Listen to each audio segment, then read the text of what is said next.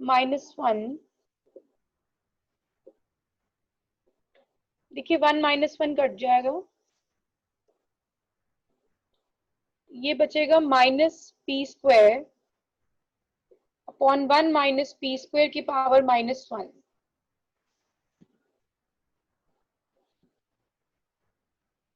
One second. Somebody with mobile number 85 देखा कोई आया और फिर चला गया एकदम से, वेरी बैड। हाँ, इसको हमें फिर रेसिप्रोकेट करना पड़ेगा। ये 1 - p² अपॉन -p हो जाएगा, तो मैं उस माइनस को बाहर निकाल रही हूं ताकि ये प्लस हो जाए। ठीक है, पावर 1 तो लिखने की हमें जरूरत नहीं है। इसका आप फिर से एलसीएम ले लीजिए। अगर आप इसका एलसीएम लेंगे तो ये p² यहां पे आ जाएगा। ठीक है, ये लीजिए, ये दोनों कैंसिल हो जाएंगे, ये बचेगा 1/p²। सो 1/p² की पावर -1/2 है। क्योंकि माइनस है पावर में, तो माइनस हटाने के लिए हमें इसको फिर रेसिप्रोकेट करना पड़ेगा, तो ये p² की पावर 1/2 बन जाएगा। फिर पावर में 2 कट जाएगी, तो आपका आंसर बचेगा p। ठीक है, ये प्रूव हो गया। मेरे से जिस बच्चे ने पूछा था, शायद कृष्णा ने पूछा था। कृष्णा, यस ठीक है मैम, बेटा? आगे मैम, आगे मैम। Yes ma'am. ठीक है बेटा, ठीक है, आगे चलते हैं। हम लोग आज करेंगे क्वेश्चन नंबर 10, हमने कल करा था, अब हम 11 करेंगे। ठीक है,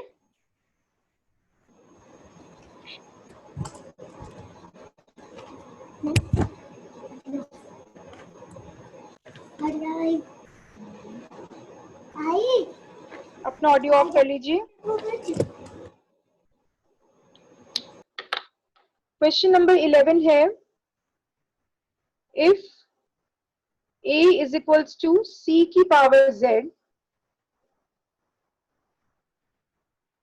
comma b is equals to a की power x, comma c is equals to b की पावर y, ये हमें गिवन है और हमें प्रूव करना है कि x y z equal to 1 होगा।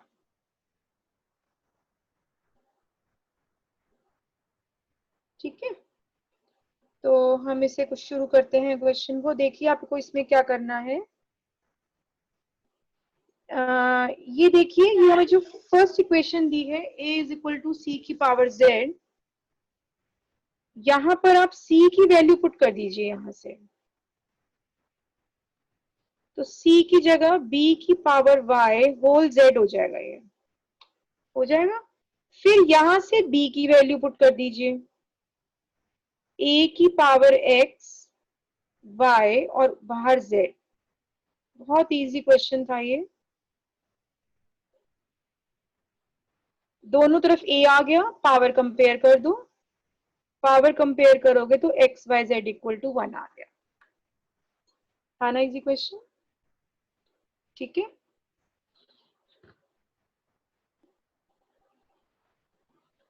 इसके बाद हम क्वेश्चन नंबर 12 करेंगे। ये 12 आप लोग कर लेना, बिल्कुल सेम है। इसमें आपको जो प्रूव करना है उसमें आपको a b और c की बस वैल्यू पुट करनी है। चलो मैं आपको करा देती हूँ, कोई बात नहीं। क्वेश्चन नंबर 12 लिखेंगे, उसने बोला है कि if a is equals to x y की power p -1, b is equals to x y की power q -1, c is equals to x y की पावर r -1। हमें प्रूव करना है a की power q -r into b की power r -p into c की power p -q is equals to 1, ये prove करना है। ठीक है, तो जो मेरे को प्रूव करना है मैं उसकी लेफ्ट हैंड साइड में वैल्यूज पुट कर रही हूँ, आप लिख लीजिए लेफ्ट हैंड साइड। तो मैं यहाँ पे a की वैल्यू पुट करूंगी तो ये हो जाएगा x y की पावर p -1 और होल पावर में q minus R into b की वैल्यू पुट करेंगे x y की power q minus 1 whole power r minus b into c की value x y r minus 1 whole power p minus q। ठीक है, अब अगर आप इसको ध्यान से देखेंगे तो सबके पास एक x की टर्म है, हर ब्रैकेट में एक x की टर्म है। तो ये जो पावर्स हैं सबके पास, ये x को भी मिल जाएंगी और सभी x मल्टीप्लाई हो रहे हैं तो उनकी पावर्स ऐड हो जाएंगी। ठीक है, तो जब इनकी पावर्स ऐड हो जाएंगी तो देखिए ये ऐसे हो जाएगा x की power q minus R plus r minus p plus p minus q। तो देखिए ये इससे कैंसिल हो जाएगा, ये इससे और ये इससे, ये सब आपस में कैंसिल हो जाएंगे। इनटू में ये जो y की पावर्स हैं ये भी ऐड हो जाएंगी। सो पहले y की power p minus 1 into Q minus R plus power में ही चल रहा है ये, ठीक है, q minus 1 into R minus P plus r minus 1 into P minus Q. तो आप लोग बस ये ब्रैकेट ऊपर की खोल दीजिए, आप सब लोग ये ब्रैकेट्स खोल दीजिए।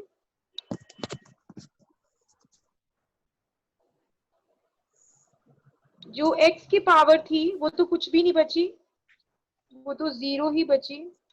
x की पावर 0 तो 1 हो जाएगा। y की पावर, ये सब आप ब्रैकेट्स खोल दीजिए और मुझे बता दीजिए क्या बचा।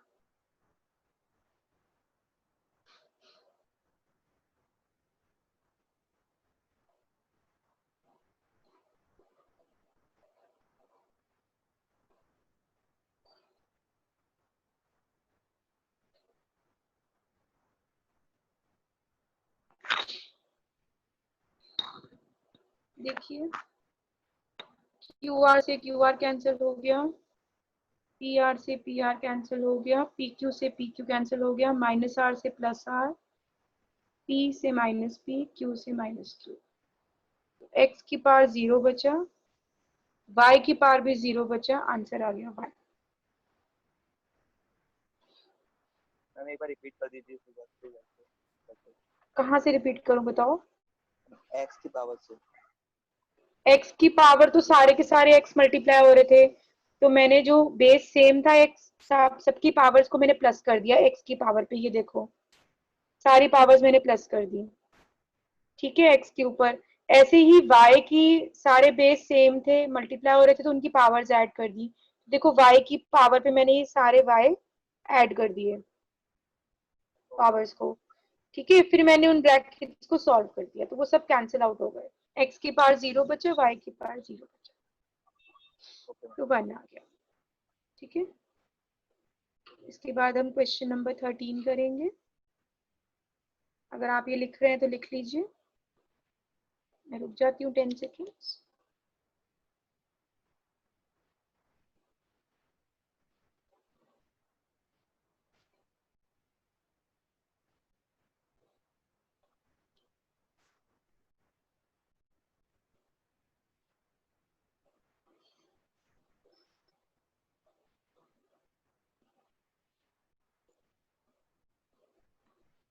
ठीक है, क्वेश्चन नंबर 13 करेंगे।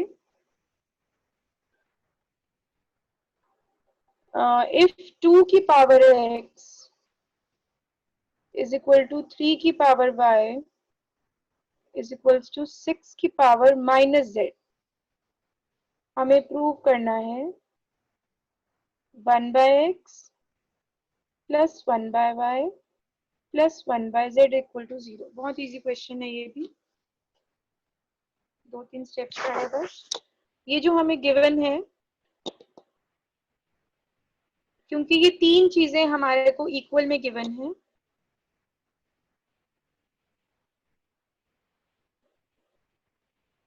मैं इसको k के इक्वल मान लेती हूँ, ठीक है। तो देखिए 2 हो जाएगा, ये पावर पे चला जाएगा तो ये हो जाएगा k की पावर 1/x। 3 हो जाएगा, 3 इज इक्वल्स टू k की पावर 1/y। और 6 हो जाएगा k की पावर -1/z। ठीक है, अब देखिए जो 6 होता है वो 2 × 3 होता है। 2 की और 3 की वैल्यू लगा देते हैं यहाँ पे। 2 की जगह मैं लगाऊंगी k की पावर 1/x और 3 की जगह k की पावर 1/y। ये इधर ऐसे ही रहेगा, राइट। इधर जो 2 k हैं मल्टीप्लाई हो रहे हैं, उनकी पावर्स ऐड हो जाएंगी। सो ये हो जाएगा k की power 1/x plus 1/y is equals to k की पावर -1/z। दोनों तरफ k आ गया, पावर्स इक्वेट कर देते हैं। So 1/x plus 1/y is equals to -1/z। 1/x plus 1/y plus 1/z यहाँ ले आए, उधर बचा 0। हो गया प्रूफ, ये प्रूफ करना था।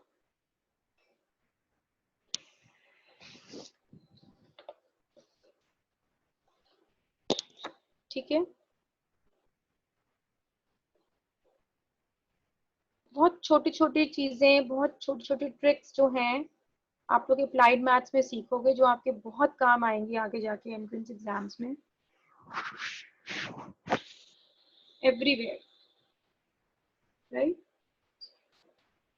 ऐसे ही हम क्वेश्चन नंबर 14 करते हैं।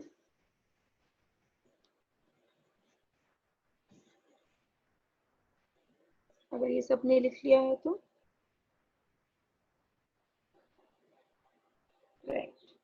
इफ 2 की पावर x इक्वल टू 3 की power y is equals to 12 की पावर z, हमें प्रूव करना है x is equals to 2yz upon y minus z। पहले की तरह ले लीजिए, k की इक्वल रख लीजिए। हाँ अनीश आप बताओ बेटा, अगर मैं इसको k के इक्वल रखती हूँ तो 2 की वैल्यू क्या हो जाएगी?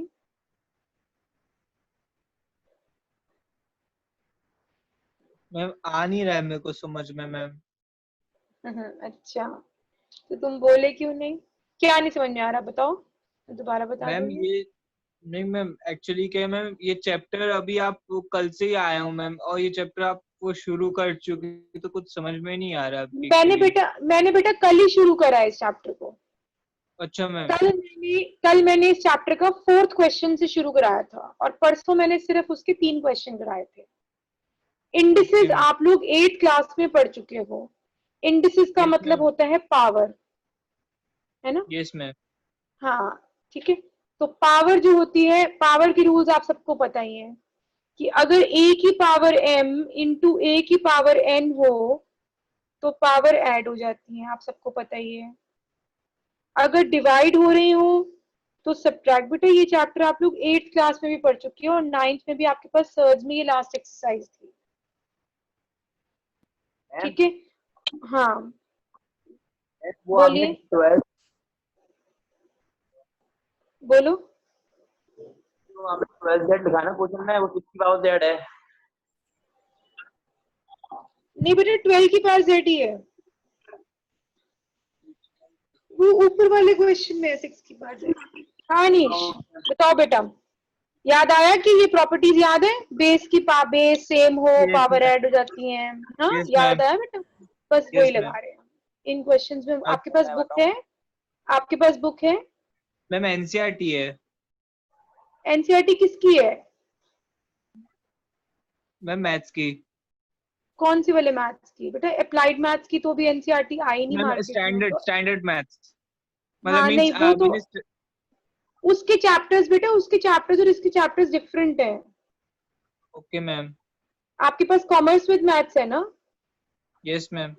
हाँ, तो बेटा अब इस साल से कॉमर्स के स्टूडेंट्स वो वाला मैथ्स नहीं पढ़ेंगे जो साइंस के स्टूडेंट्स पढ़ते हैं, क्योंकि ओके वो मैम। उनकी किसी काम नहीं आता। वो वाला मैथ्स आगे जाके बीटेक में काम आता है। ठीक है, आप लोगों को बीटेक तो करनी नहीं है, या तो आपको किसी बैंकिंग का एंट्रेंस एग्जाम देना है, या बीबीए का देना है, या सीए है, या सीपीटी है, या सीएस है। ठीक है, या आपको बीकॉम ऑनर्स करनी है, या फिर आपको जो है इकोनॉमिक्स ऑनर्स करनी है, या आप आगे जाके फ्यूचर में कभी एमबीए करेंगे। तो इन सब एग्जाम्स में और इन सब फील्ड्स में आपको एक ही मैथ्स काम आएगा, वो है अप्लाइड मैथ्स। ये कोई नया मैथ्स नहीं है, ये हमारे सीबीएसई में बहुत सालों से चलता आ रहा है। लेकिन आपको पता है ना, इस बार 10th स्टैंडर्ड में बच्चों ने 2 तरह के मैथ्स ऑप्ट किए थे, एक स्टैंडर्ड और एक बेसिक। यस वो मैम। इसीलिए सीबीएसई ने इसीलिए चलाया था स्टैंडर्ड और बेसिक, ताकि जो है बच्चे आगे जाके 11th स्टैंडर्ड में फिर ये बाइफिकेट हो जाएंगे। जिन बच्चों ने बेसिक मैथ्स लिया था 10th में, वो आगे जाके अप्लाइड मैथ्स पढ़ सकें। ठीक है, और जिन्होंने स्टैंडर्ड लिया था वो पीसीएम में मैथ्स पढ़ सके। उन्होंने कहा था ना, अगर हमने आपको क्लास में कहा था ना कि जो पीसीएम जो स्टैंडर्ड ले रहे हैं वो याद रखना, वही बच्चे आगे जाके साइंस पढ़ पाएंगे। ठीक है, और जो बेसिक ले रहे हैं वो साइंस नहीं ले पाएंगे। ठीक है, लेकिन हमने तब ये नहीं बताया था कि क्यों नहीं ले पाएंगे। क्यों? क्योंकि उस वक्त क्या था कि अभी अभी ये सर्कुलर आना था। अब ये सर्कुलर आ चुका है, ये इम्प्लाई हो चुका है कि जिन्होंने बेसिक मैथ्स लिया था 10th स्टैंडर्ड में, वो मैथ्स तो पढ़ पाएंगे, लेकिन वो वाला मैथ्स नहीं पढ़ेंगे जो साइंस के स्टूडेंट्स पढ़ते हैं, क्योंकि वो उनके किसी काम नहीं आएगा। ठीक है, उन्होंने बीटेक थोड़ी ना करनी है कोई। ठीक है, आपको हाँ क्या ये कहा था कि स्टैंडर्ड वाले से मैथ नहीं पाएंगे और बेसिक वाले मैथ नहीं ले पाएंगे। नहीं ले पाएंगे, ये कहा था ना, लेकिन ले पाएंगे वो वाला मैथ।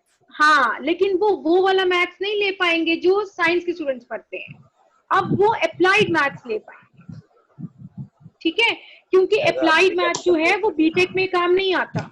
अप्लाइड मैथ जो है वो आगे जाके फ्यूचर में आपके सभी एंट्रेंस एग्जाम्स में और बहुत सारी फील्ड्स में आप पे काम आता है।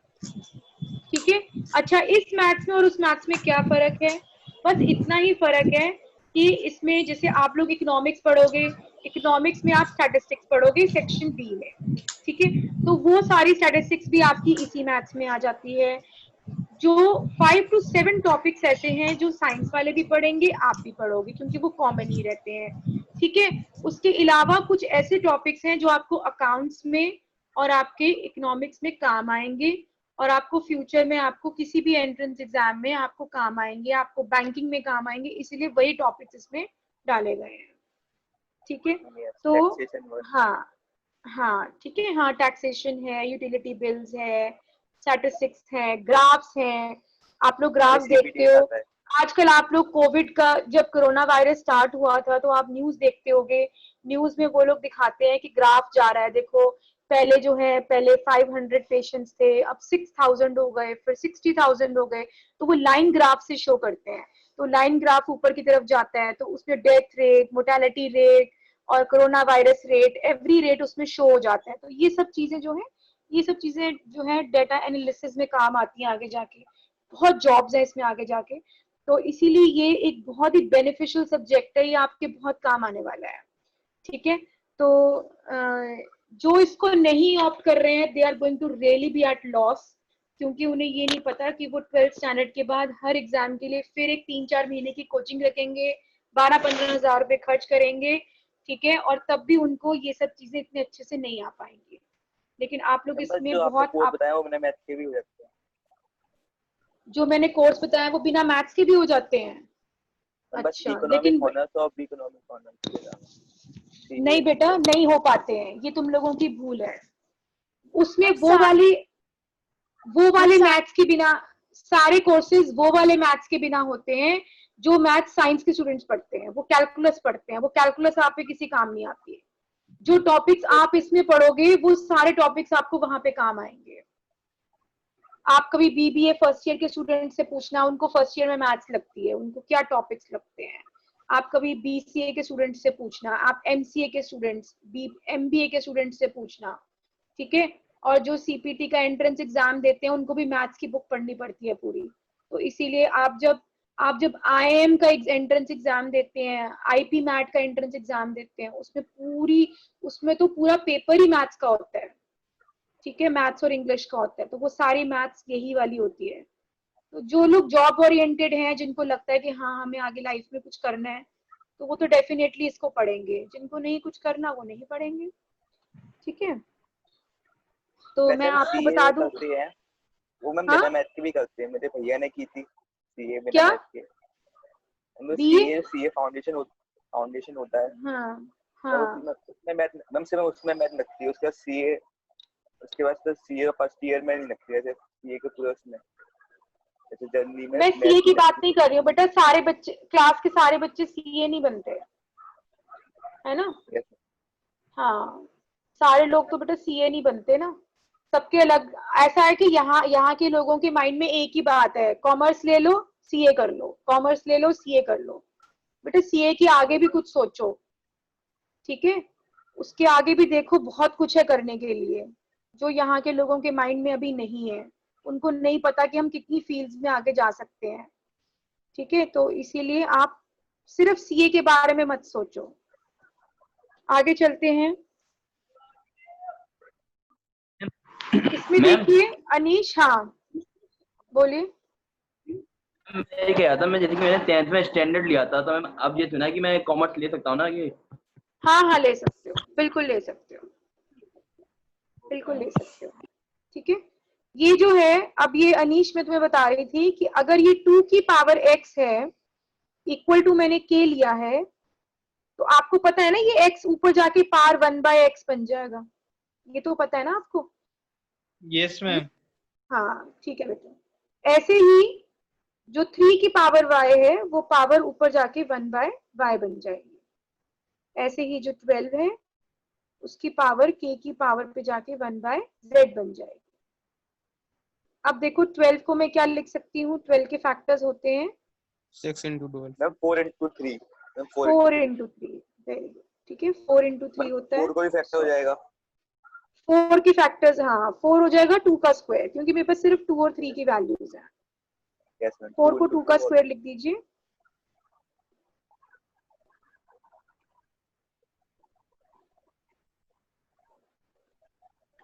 टू की वैल्यू मेरे पास है k की पावर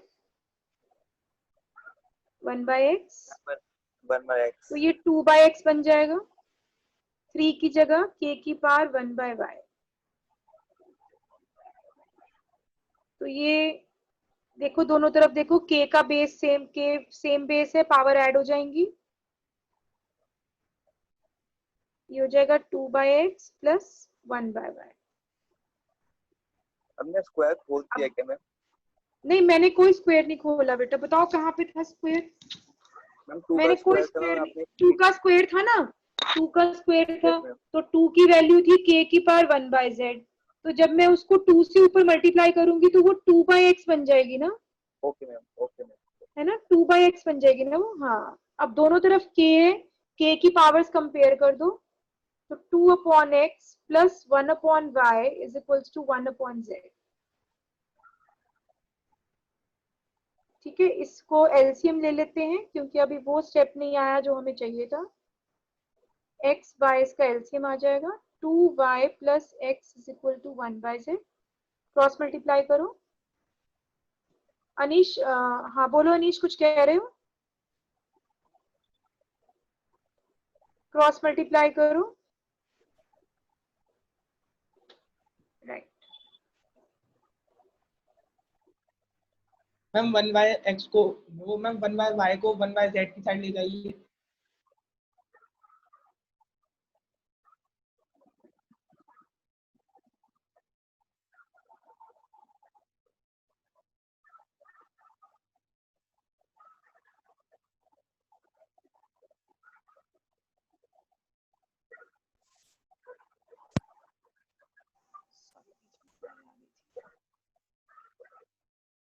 हाँ इसको बेटा x उधर ले जाइए,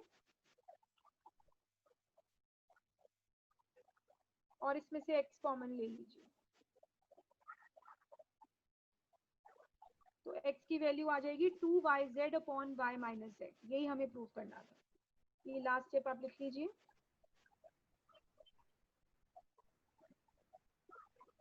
तो x is equals to 2yz upon y minus.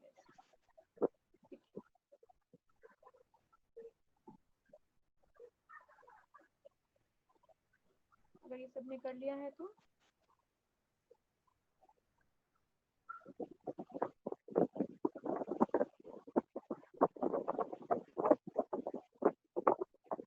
Audio of करो हर्ष गुप्ता।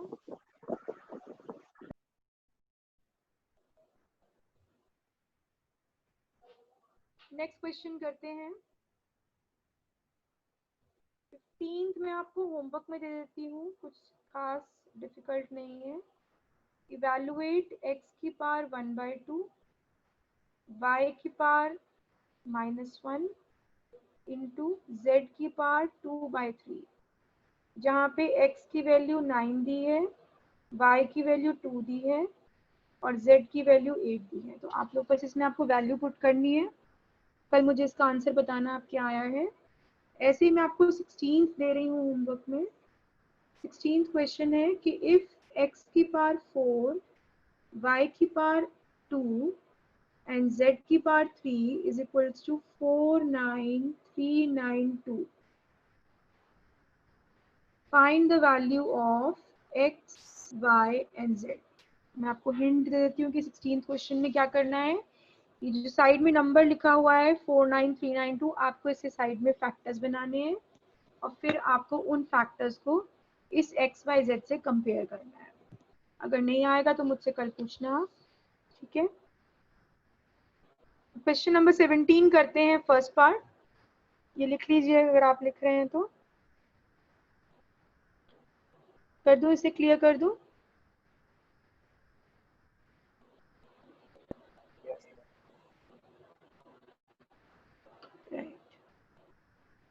क्वेश्चन नंबर 17 करते हैं। Solve for x.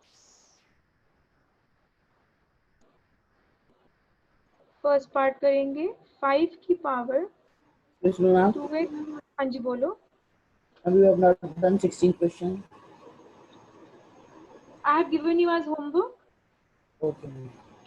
I have given you 15th and 16th as homework. You try them yourself, then you tell me tomorrow. 5 की power 2x plus 3 equal to 1 दिया हुआ है। अब हमें x find करना है। देखिए हम क्या कर सकते हैं। इस 1 को मैं क्या लिख सकती हूँ, 5 की पावर 0 लिख सकती हूँ। Anything which has a power 0 is 1। अब दोनों तरफ बेस 5 हो गया। पावर कंपेयर कर दीजिए और बताइए x की वैल्यू क्या आ गई। -3/3। मैं -3/3। ठीक है, इसका सेकंड पार्ट करते हैं। 13 की power √x is equals to 4 की पावर 4 -3 की पावर 4 -6। तो ये वाली साइड पहले हम सॉल्व कर लेते हैं। 13 की पावर √x को ऐसे ही रहने दो। 4 की पावर 4 क्या होता है बताइए। 4 की पावर 4 256 64। ठीक है। और 3 की पावर 4 81 yes ma'am -6। जरा सॉल्व करके बताओ कितना बचा ये।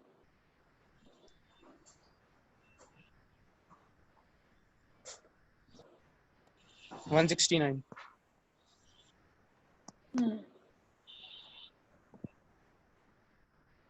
बस अब तो ये बहुत इजी हो गया। ये 13 की पावर √x है और 169 13 का क्या होता है, स्क्वायर होता है। Ma'am square. तरफ 13 आ गया, पावर कंपेयर कर दो। √x इक्वल टू 2 आ गया। x क्या बन गया, 2 का स्क्वायर। रूट में जाके स्क्वायर हो जाएगा, 2 का स्क्वायर 4 आ गया। x की वैल्यू 4 आ गई। ठीक है,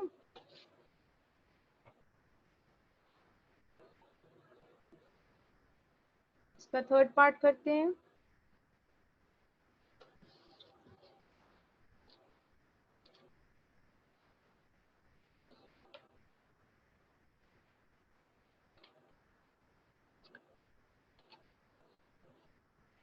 जब आप सब लोग बुक ले आओगे ना तो मुझे बता देना, फिर मैं आप लोगों को डिलीटेड टॉपिक्स ना बुक में डिलीट करवा दूंगी, क्योंकि इसमें भी बहुत सारे टॉपिक्स डिलीट हो गए हैं।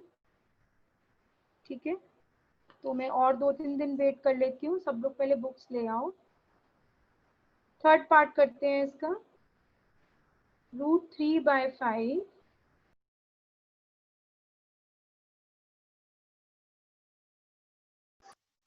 √3/5 की power x + 1 is equals to 125/27। तो देख लीजिए हम क्या कर सकते हैं इसमें, बहुत इजी है। जब यहाँ 3/5 है तो वहां भी 3/5 होना चाहिए, तो 125 को मैं क्या लिख सकती हूँ?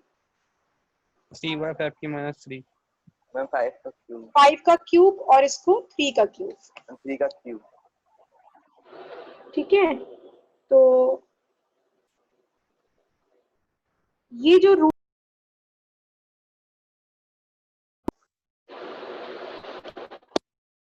है इसको पावर 1/2 बना दीजिए, तो ये x + 1 की बाय 2 हो जाएगा। अच्छा, इधर 3/5 है, इधर भी 3/5 होना चाहिए, तो इसको 3/5 की होल पावर -3 बन जाएगा, क्योंकि आप इसको रेसिप्रोकेट करेंगे तो पावर नेगेटिव हो जाएगी। ठीक है, अब इसे कंपेयर कर दीजिए और मुझे x की वैल्यू बता दीजिए।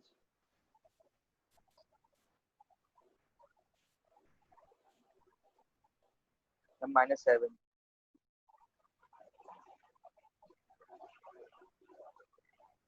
हाँ जी, ठीक है, हमारा टाइम भी हो गया, x -7 आ गया। मैंने आपको 2 क्वेश्चन होमवर्क में दिए हैं।